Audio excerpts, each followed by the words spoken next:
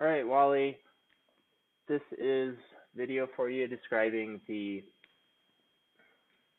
vegetation layers for the John Day.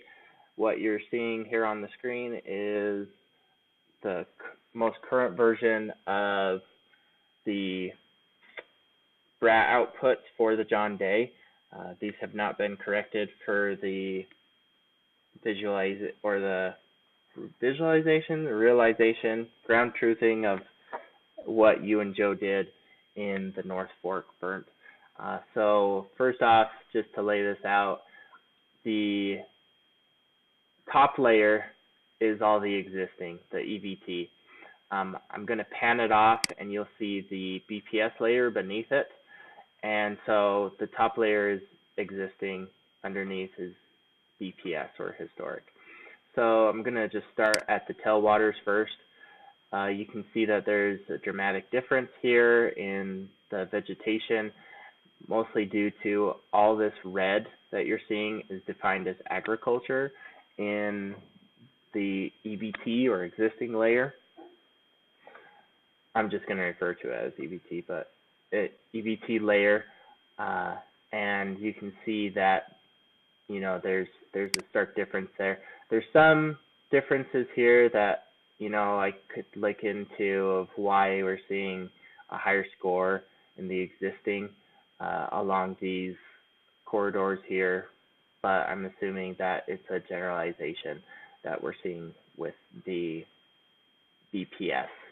So it's generalizing it as probably like a grassland, and then further on there's sagebrush and stuff that is classified for the EVT.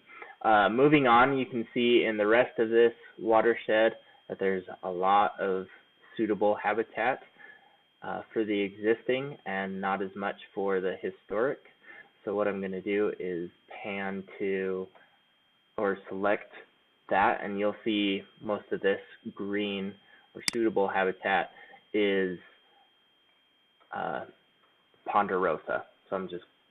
So I've selected the ponderosa classification 3053, and you can see that it actually makes up quite a good proportion of the watershed for the John Day.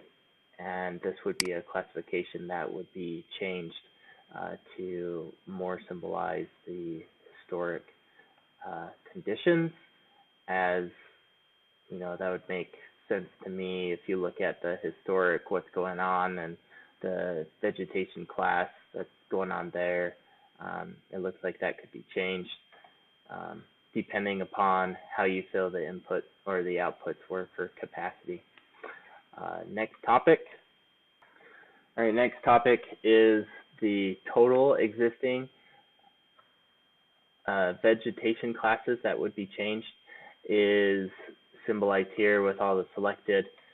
This would include variations of this aspen classification being low or increased to a 3, which is not a very large proportion of the watershed.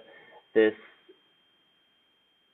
segment right here, or classification right here, which isn't very much of the watershed, is being declassified from a 4 to a 3, and for riparian shrubland. And then this one, 255, right here, it doesn't make up very much. So you can see that it's mostly just the ponderosa that's occurring. Moving on to BPS. All right, looking at BPS, these are the vegetation changes that would be most consequential for, and looking into further some changes up here or down here in the tailwaters to see how that pans out. But these are the main ones that I just see off the bat.